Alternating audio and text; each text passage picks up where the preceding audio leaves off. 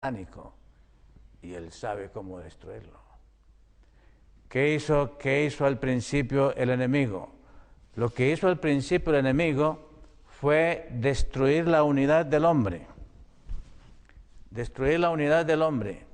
¿Cómo destruyó la unidad del hombre? Ustedes saben, el principio bíblico del hombre. El hombre es un ser integral.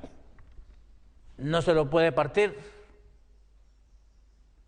El enemigo lo partió. ¿Cómo lo partió? Cuerpo es una cosa y espíritu es otra cosa.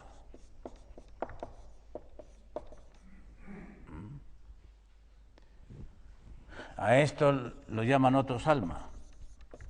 ¿Ok? Y el enemigo lo partió.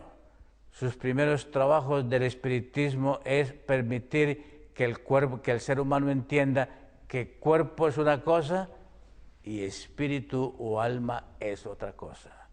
Por siglos eso permaneció hasta que en los últimos quizás 50, 60 años la gente ha descubierto la relación de lo psicosomático y entonces están comenzando a entender que hay una íntima relación entre el cuerpo y la mente, entre la mente y el cuerpo, que lo que afecta el cuerpo afecta a la mente y lo que afecta la mente afecta el cuerpo, pero los efectos de nuestra conducta son reales. Nosotros manejamos nuestra persona como dos entidades separadas, algunos como tres, y el ser humano es solamente uno.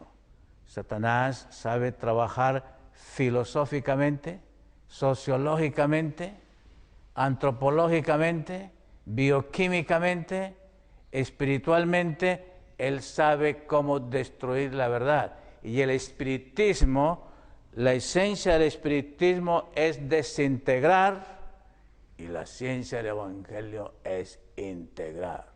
La palabra integra, el enemigo desintegra. El enemigo sabe qué hay en la ley de Dios. El enemigo sabe qué es la ley de Dios. El enemigo sabe que la ley de Dios, no es letra. El enemigo sabe que la ley de Dios no es letra. Pero el enemigo al fariseísmo, al judaísmo, se la volvió letra. Y le quitó el espíritu. ¿Qué hizo el enemigo con la palabra? La palabra la volvió letra y le quitó la inspiración del espíritu. Y se desarrolló el fariseísmo y el judaísmo. Y lo mismo sucede con nosotros los protestantes, o con nosotros los adventistas. Y en todo proceso religioso, el peligro está en manejar la letra, separar el espíritu, o manejar el espíritu separado de la letra. ¿Qué ha hecho el enemigo con las ciencias? Una cosa creemos, pero otra cosa sentimos, otra cosa hablamos y otra cosa hacemos. Y desarrollamos 4 tipos de personalidades, estamos partidos. Esa es la ciencia del espiritismo. Con el mensaje adventista, el enemigo hizo igual. E hizo lo mismo que hizo con Adán y con Eva. ¿Qué hizo con Eva? Le hizo una oferta. Le hizo una oferta que iba apelando a ella para hacerla sentir a ella que era el centro y que podía llegar a ser más. De acuerdo con la creación, el único que es más es Él. Isaías 45. Vamos a leerlo. Isaías 45. El único que es más. Vamos a concentrarnos en la estrategia satánica. ¿Ok? Si percibimos la estrategia satánica, hermanos, lo demás es fácil discernirlo. Isaías 45, versículo 22. Mirad a mí y sed salvos, todos los términos de la tierra, porque yo soy Dios y no hay más. No hay más. El más es Él. El más es el Cordero. Y Satanás quiso ser más. Y cuando llegó al jardín del Edén, le dijo a Eva, tú vas a ser más semejante a Dios. Y cayó en la trampa. ¿No caemos nosotros en esa trampa también? Alguien nos habla grueso y nosotros también queremos hablarle más grueso. ¿Ah? La trampa del más, es la trampa del ego, es la trampa del yo, es la trampa del orgullo y la trampa de la suficiencia propia. Satanás le puso la concha, ¿cómo dicen aquí? ¿Concha o cáscara? Cáscara. Satanás le puso la cáscara y era como de banano, o de qué sería, una bien lisa. ¿Ok? Le puso la cáscara. Tú vas a ser como Dios, semejante a Dios. Vas a conocer el bien, vas a conocer el mal. Y a ella le gustó el más. Apeló a ella el más. En 1955 nosotros éramos considerados como los menos, los más falsos, los menos contables en el mundo teológico, en el mundo cristiano, en esos clubes protestantes del metodismo, de los bautistas, del presbiterianismo. Y Martin Walters llega, ustedes saben, hermanos, cuidémonos nosotros sin darnos cuenta de ser serpientes.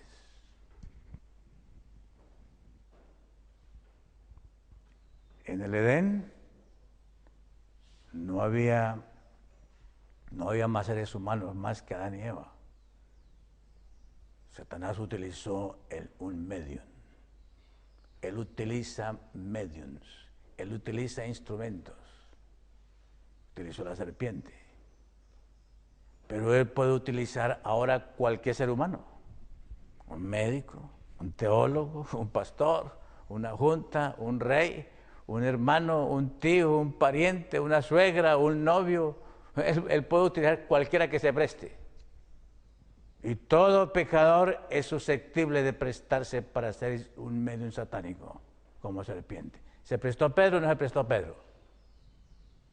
El Señor nos ayuda a nosotros a tener discernimiento y no prestarnos para eso. Pero aquí llegó Walter Martin. Ustedes son secta. Ustedes son un culto. Eso es era una cosa despectiva. Todavía es cosa despectiva en el mundo protestante y a medida que avancemos hasta el fin será despectivo. Interesante, para la Iglesia Católica, nosotros siempre seremos secta. Para la Iglesia Católica, y el Papa lo dijo hace poco, para la Iglesia Católica los únicos cristianos son ellos. ¿Sí o no? ¿No lo dijo? Los únicos auténticos son ellos, los demás no son. Y cuando ellos dicen eso, ellos saben qué es lo que están diciendo.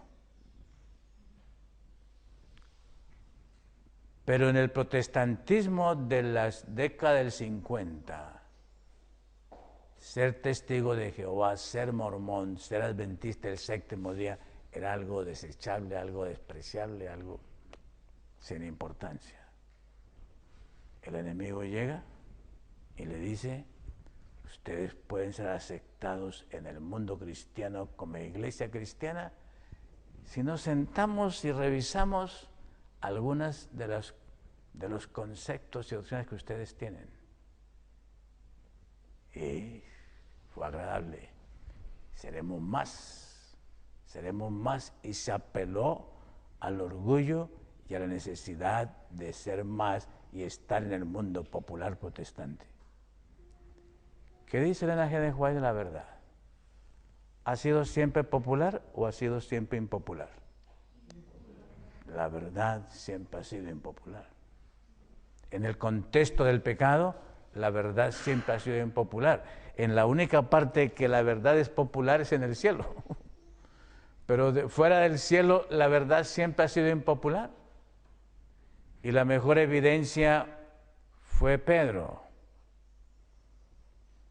Para Pedro, del Getsemaní, del Getsemaní, cuando llegó la turba, hasta la crucifixión de Jesús y su resurrección, para Pedro el nombre de Jesús llegó a ser impopular y la identificación con el nombre de Jesús era ignominia y Pedro cayó en la trampa. Para nosotros la ignominia no vendrá con el nombre de Jesús. Para nosotros la ignominia y la vergüenza vendrá con la experiencia sabática. Y yo no sé si ustedes saben, han experimentado lo que es toda una presión social de todo un cuerpo en contra de su criterio, a ver si nosotros no nos da vergüenza y no nos da pena ser identificados con una experiencia o con una verdad. La mayoría de los seres humanos, cuando su orgullo es atacado, cuando su gloria y su fama son puestas en ridículo, ceden. ¿Y se identifican con qué? Con la presión social. En 1955, la oferta, la cáscara fue: vamos a ser cristianos en el mundo teológico. Y se sentaron y conversaron 2 años. Fueron las conversaciones 55 y 56. Y fueron conversaciones secretas, privadas. Y uno de los hombres estrategas que trabajó en eso, el cerebro de esas reuniones, fue Leroy Froom y el pastor Anderson. Leroy Froom fue el que escribió anteriormente La Venida del Consolador. Y ahora él se presta para aceptar la cáscara de ser más y llegar a ser populares en el mundo protestante. Y las verdades que se pusieron en tela de juicio, la naturaleza de Jesús, la expiación. Entendemos nosotros el mensaje de la expiación, hermanos. El mensaje de la expiación es un mensaje glorioso. Es único de nosotros. El mundo protestante no entiende la teología del santuario. La teología del santuario termina para ellos en la cruz. Para nosotros, la teología del santuario, la experiencia del santuario, es una experiencia que engloba el mensaje desde el comienzo del pecado hasta el fin del pecado. La experiencia de la expiación, cuando se presentan los 2 machos cabríos, el uno representando a Satanás y el otro representando a Jesús, y luego presentando la vindicación que el Señor tiene que hacer de su nombre, de su carácter, a manera universal, total, ante todo el universo, para declarar finalmente con hechos que la ley de Jehová es justa, es buena, es santa, y que en ninguna manera es arbitraria. El Señor tiene que demostrar eso, no con letras, no con filosofía, no con teología, sino con hechos. Y los hechos de la verdad concretos se dan en personas. No se dan en teorías, no se dan en conceptos, no se dan en doctrinas. Para el Señor no hay conceptos, para el Señor hay hechos. Y los hechos son lo que es la verdad. Platón fue el que nos metió a nosotros al mundo conceptual, al mundo de la idea, y nos colocó la letra y los conceptos sin la práctica, sin la realidad y sin los hechos. Y se divorció en el conocimiento